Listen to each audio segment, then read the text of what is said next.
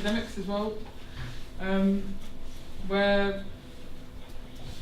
So we're going to be discussing how immigration control has been changing in the UK and how it's affecting our local communities and creating a sort of surveillance society, essentially. We're going to be talking about these issues in between extracts from films and documentaries. So in between each section there'll be a chance to actually have a discussion about what we've just spoken about. We're just going to show you a clip, whether you've heard about this or not, just to give us a little bit of context in this discussion. So here we go. He came to Britain from Barbados when he was 9 years old, more than 50 years ago. His father had a job in the post office. Michael married in Britain, had children, grandchildren, worked in education, thought he was British, until the government told him he didn't have the right documents. He lost his job as he fought for the right to stay here. If I was deported, I don't know what I would do. To take someone out and just throw them out, like if they had no worth, because that is what they're doing. You know, it's about worth, what you've produced or what you've done to help Britain be the better place that it was. This is the arrival of more than 400 happy Jamaicans. The so-called Windrush generation, named after a ship that carried the first arrivals from the Caribbean in 1948. Invited to Britain, given citizenship.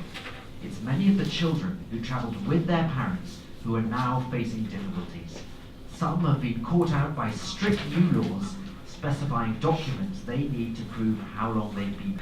I am concerned that the Home Office has become too concerned with policy and strategy and sometimes lose sight of the individual.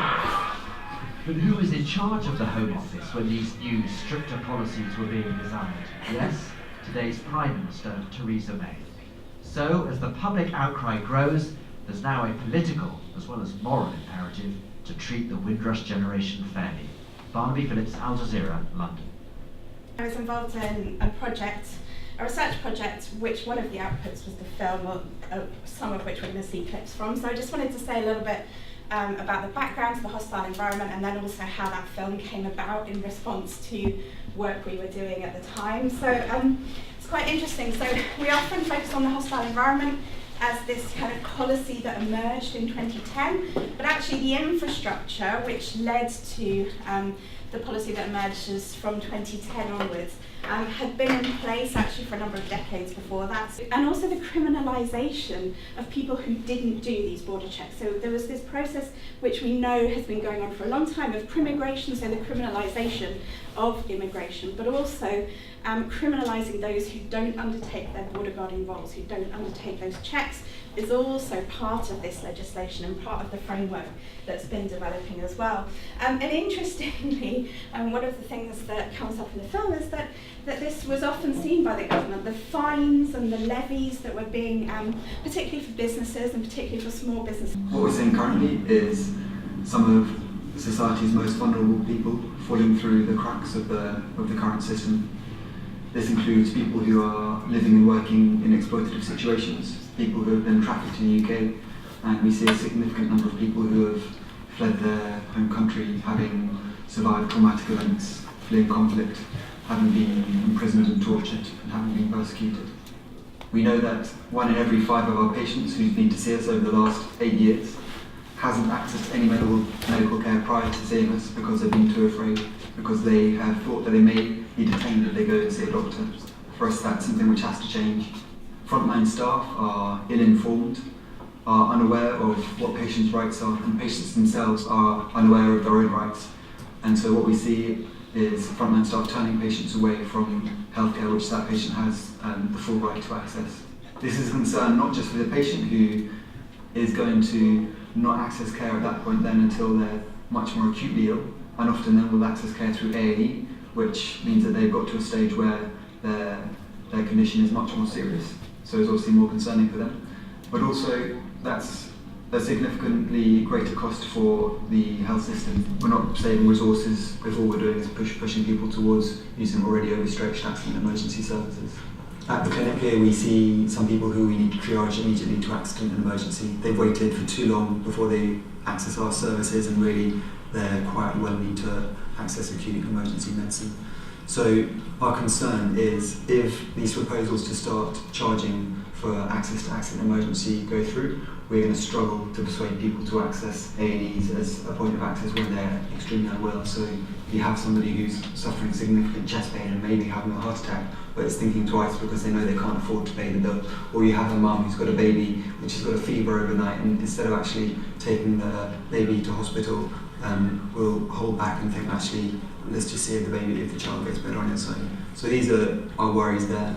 What we've seen accompanying this to the code of conduct which nursing staff, I mean obviously I speak as a nurse, but I mean the same applies to doctors, which is that you are, first and foremost your concern is with the patient, not with their status. And the attempt to pass that on, as you rightly said, to turn, for example, nursing staff into migration border staff is scandalous. I mean, I know quite a number of people who still work in the NHS. We're not prepared to do this, and I think that's a very important way in which collectively the people who are being expected to impose these conditions are actually going to say we're not going to do it. That's one way of wrecking this attempt to prevent people. So, and I think it's important that we separate off the NHS as an institution, which is run on a commercial basis by managers. It's run in an entirely different way from the people who deliver the care.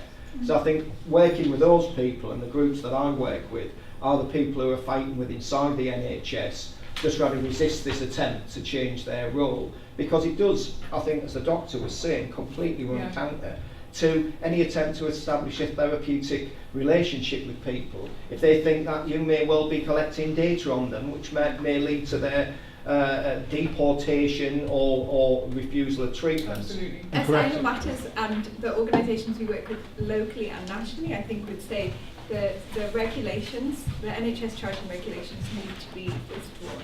There's not been adequate impact assessment of them. There's not been cost analysis, the basis on which they've been rushed through Parliament. They were proposed to the Parliament the day before everyone broke for the summer to come in straight after. I mean, there's been no parliamentary oversight. Was that the 2016 That's the 2017, NHS charging regulations. And just to say that the campaign against them has won some concessions, a few things were taken out of the remit.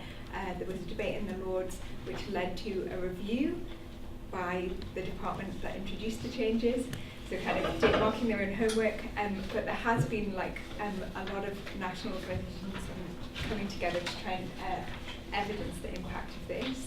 And I think that maybe around Windrush there are some opportunities, and if we have a chance we'll talk about that later, but I think it's the discourse that needs to change around the hostile environment, as well as kind of unpicking some of the logic around the cost.